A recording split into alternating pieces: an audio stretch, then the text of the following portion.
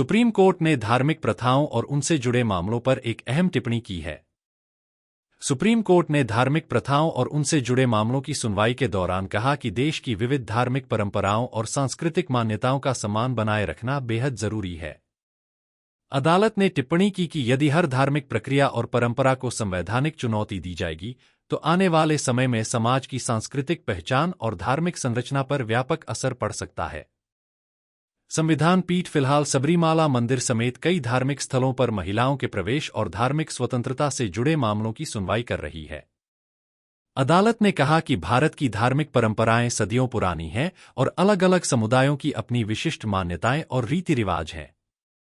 ऐसे में किसी भी मामले पर फैसला करते समय धार्मिक स्वतंत्रता और मौलिक अधिकारों के बीच संतुलन बनाए रखना जरूरी है।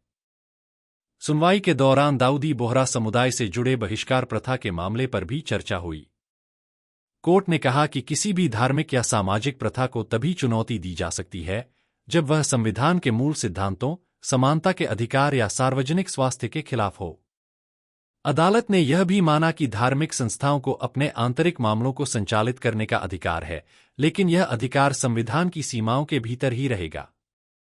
वहीं दिवंगत उद्योगपति संजय कपूर के परिवार में चल रहे संपत्ति विवाद को लेकर सुप्रीम कोर्ट ने बड़ा कदम उठाया है। अदालत ने पूर्व मुख्य न्यायाधीश डीवाई चंद्रचूड़ को मामले में मध्यस्थ नियुक्त किया है। यह विवाद रानी कपूर और परिवार के अन्य सदस्यों के बीच ट्रस्ट और संपत्ति के नियंत्रण को लेकर चल रहा है। कोर्ट ने कहा कि पारिवारिक विवादों का समाधान आपसी सहमति और संवाद के जरिए होना बेहतर होता है।